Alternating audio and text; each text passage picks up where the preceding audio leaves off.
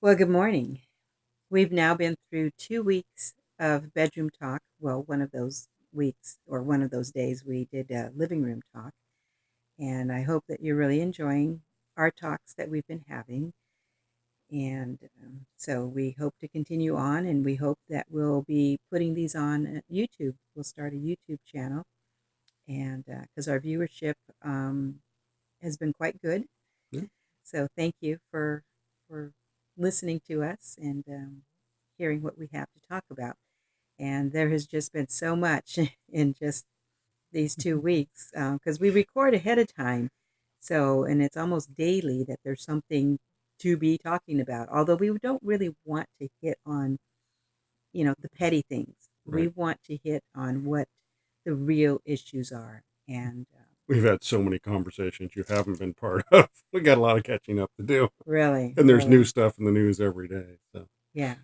So anyway, so we wanted to. There's still so much more to talk about. Immigration. We know we talked about the wall most of last week.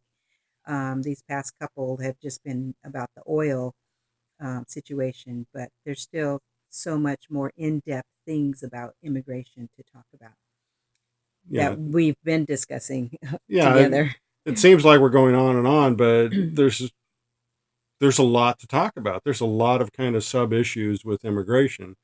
And one of them that's been a big concern to people was Trump early in the campaign said, there's 11.3 million illegal aliens, and when I become president, we're going to round them all up and deport them. And then there was a response of, you're going to tear up families, and what's this going to do? You know, they're filling jobs. There's all kinds of Hmm. things. So we need to deal with those issues and people's concerns. So I guess we'll get into that. Right. What's it going to do to families? What is going to do to the economy? Yeah, So, I think probably that will be the next one. This one I think we need to talk about in reality. What can the president do as far as deporting people?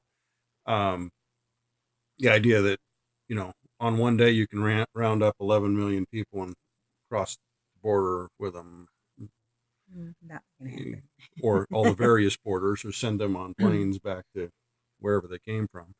Uh, Not going to happen. President doesn't have that power. He does have power in certain areas. So let's talk about what's the most likely kind of phases that this might go through to deal with deportations.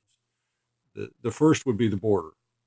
Right. It's kind of always been the first, and Secure the border. he's promised to put more people on the border patrolling it, and that would be even before they build a wall, Yeah. which would cut down the number Yeah. of people they have to But the have to wall, I patrol. mean, the wall's already there. Well, it A is good portion of at it least along our along our portion of board it. or Yeah, along California. yeah. So that would be the first phase.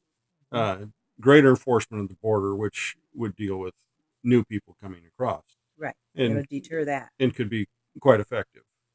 And then the wall would back that up.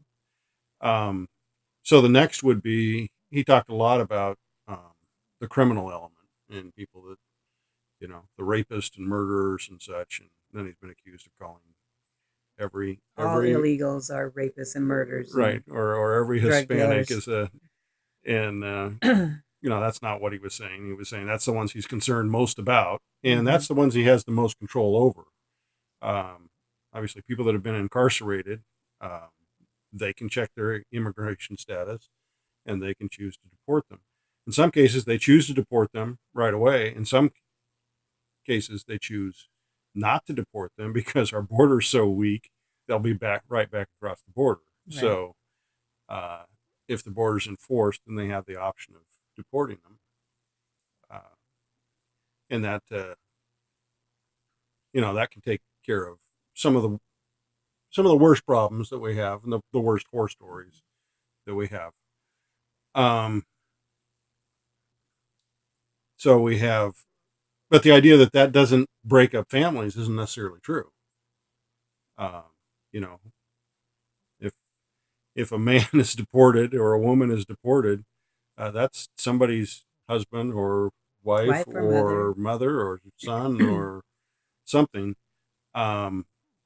So we need to talk about how even that affects families. And then, of course, there's others that aren't involved in crime that tears up the family.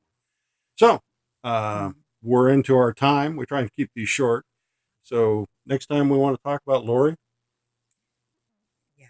we have a great story, personal story of somebody we know that went through that kind of thing. So tune in next time. We'll cover it. Bye. Bye bye.